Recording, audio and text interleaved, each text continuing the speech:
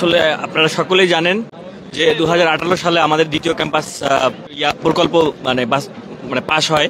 তো সেখান থেকে আজকে 2025 সাল দীর্ঘ 8 বছর মানে যে প্রশাসন অর্থাৎ প্রশাসন এবং সরকারের এই প্রশাসনমূলক যে যার কারণে আমরা আমাদের যে আবাসন ব্যবস্থাটা আছে, আমরা হচ্ছে একটা পাবলিক বিশ্ববিদ্যালয়ের শিক্ষার্থী হয়েও আমরা হচ্ছে মেসে থাকতেছি এবং এখানে দেখা যায় মেসে থাকতে গেলে অনেকে স্ট্রাগল করতে হয়, টিউশন করতে হয়, এছাড়া বিভিন্নভাবে তাদের পড়াশোনার খরচ এবং যে আবাসন যে খরচটা এটা জোগাড় করতেছে। এর ফলে আমাদের মানে পড়াশোনার সেভাবে আমরা হচ্ছে মনোযোগ দিতে পারতেছি না, নানান সমস্যা ফেস করতেছি। হ্যাঁ,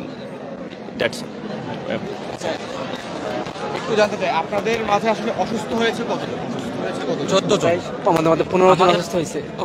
গতকালকে 14 জনকে হসপিটালে ভর্তি করানো হয়েছে, আজকে সকালবেলা একজনকে হসপিটালে ভর্তি করানো হয়েছে। সর্বমোট 15 জন এখন পর্যন্ত হসপিটালে ভর্তি অবস্থায় আছে আর কি। বিশ্ববিদ্যালয় প্রশাসন থেকে কোনো আশ্বাস এখন পর্যন্ত না, এখন পর্যন্ত আমরা সেভাবে বিশ্ববিদ্যালয় থেকে মানে আমাদেরকে আশ্বস্ত করার মতো কোনো আভাস এখন আমরা পাইনি। কেউ এসে কি আপনাদের সঙ্গে দেখা করেছে? বিশ্ববিদ্যালয় প্রশাসন কেউ এসে আসছিল গতকাল আসছিল আমাদের ভিসি স্যার এবং প্রক্টর স্যার সহ আমাদের প্রশাসনের যতজন দায়িত্ব ছিল ততজন আসছিল, কিন্তু আমরা তাদের কাছ থেকে এখন পর্যন্ত কোনো আশ্বস্ত পাই নাই, যে কারণে আমাদের ভাইয়েরা এখন পর্যন্ত অনশন করতেছে। আচ্ছা, আপনারা তো নভেম্বর মাসে সচিবালয়ের সামনে গিয়েছিলেন। জি গিয়েছিলাম। তখন আমাদের আশ্বাস করা হয়েছিল যে 3 মাসের ভিতরে আমাদের একটি দিক নির্দেশনামূলক কিছু কথা আসবে, যে আমাদের দ্বিতীয় ক্যাম্পাস এবং আমাদের অস্থায়ী আবাসনের জন্য। কিন্তু এখন পর্যন্ত 3 মাস অবধি পার হওয়ার পরও কিন্তু আমরা প্রশাসনের কাছ থেকে আমরা এখনো কোনো আশ্বাস পাই নাই, যে কারণে আমরা বাধ্য হয়ে অনশন চালিয়ে যাচ্ছি।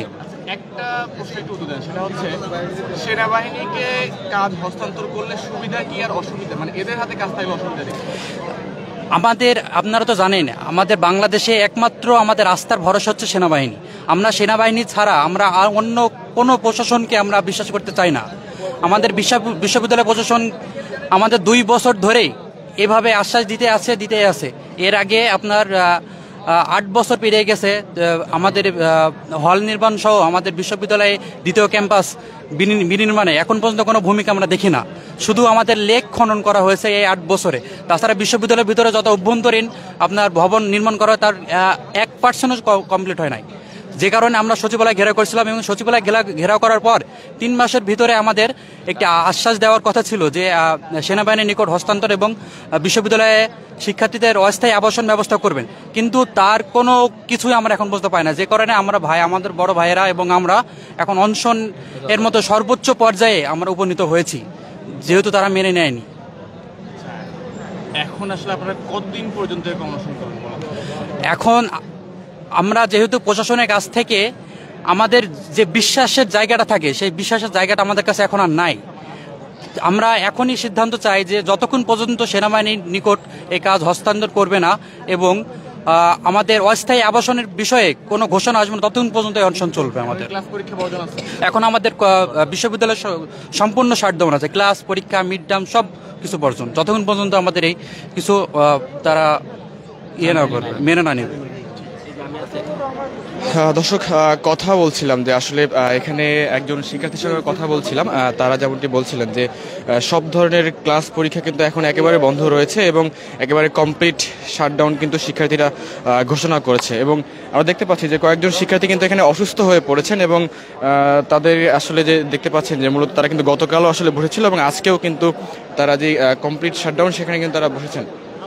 একটু জিজ্ঞেস করি, মানে আপনারা তো গতকাল বসেছেন অনশনে, কালকে সকাল থেকে আসলে প্রশাসন থেকে আসলে এখন পর্যন্ত কোনো আশ্বাস পেয়েছিল না? প্রশাসন গতকালকে রাতে আমাদের এখানে এসেছিল, এসে তারা যে আশ্বাস আমাদেরকে দিয়েছে, তো ওই আশ্বাসে আমরা আসলে বিশ্বাস করছি না। আমরা যে দাবিগুলো উত্থাপন করেছিলাম তারা সে দাবিগুলো আসলে ফুলফিল করার মতো কোনো আশ্বাস আমাদেরকে দেয়নি, এজন্য আমরা সেটা প্রত্যাখ্যান করেছি। এখন পর্যন্ত কতজন অসুস্থ হয়েছে? আমাদের অলরেডি 15 জন অসুস্থ হয়ে হাসপাতালে ভর্তি আছে, আর এখানেও অনেকেই প্রায় হাসপাতালে যাওয়ার পরিস্থিতি তৈরি হয়ে গেছে। অলরেডি মাকসুদ ভাইকে আমাদের ক্যাম্পাসের মেডিকেলে নিয়ে যাওয়া হয়েছে, এই আর কি। দর্শক, কথা বলছিলাম আসলে একজনের সঙ্গে, তিনি কিন্তু দেখতে পাচ্ছেন তার যেই কথা, অর্থাৎ গত দুদিন হলো শিক্ষার্থীরা অনশন করছে, কিন্তু প্রশাসনের পক্ষ থেকে এখন পর্যন্ত কিন্তু কোনো আশ্বাস কিন্তু শিক্ষার্থীরা পাননি। এবং আমি যদি একটু জানিয়ে রাখি, মূলত আসলে যে জগন্নাথ বিশ্ববিদ্যালয়ের যে দ্বিতীয় ক্যাম্পাসটি, জগন্নাথ বিশ্ববিদ্যালয়ের যে দ্বিতীয় ক্যাম্পাসটি, সেই ক্যাম্পাসটি কিন্তু আসলে কেরানীগঞ্জে কিন্তু নির্মিত হচ্ছে এবং সেই কাজটি আসলে মূলত সেনাবাহিনীর কাছে হস্তান্তরের দাবিতে কিন্তু শিক্ষার্থীদের যে কমপ্লিট শাটডাউন কর্মসূচি সেটি কিন্তু ঘোষণা করছেন। এবং দেখতে পাচ্ছেন যে পুরো ক্যাম্পাস কিন্তু এখন একেবারে ক্লাস পরীক্ষা কিন্তু শিক্ষার্থীরা বর্জন করেছেন এবং যে প্রত্যেকটা বিভাগের প্রধান ফটকে কিন্তু শিক্ষার্থীরা তালা ঝুলিয়েছেন এবং এতে করে কিন্তু কোনো ক্লাস এবং পরীক্ষা কিন্তু কোনোটি কিন্তু হচ্ছে না। এবং দেখতে পাচ্ছেন শিক্ষার্থীদের যে সরগম ক্যাম্পাস চত্বরে সেটি কিন্তু একেবারে নজর কাড়ছে। এবং আমি যদি আপনাদেরকে একটু জানিয়ে রাখি, আসলে সেনাবাহিনীর হাতে দ্বিতীয় ক্যাম্পাসের কাজ হস্তান্তর সহ 3 দফা দাবিতে জগন্নাথ বিশ্ববিদ্যালয়ে দ্বিতীয় দিনের মতো অনশন করছেন একদল শিক্ষার্থী এবং তাদের সঙ্গে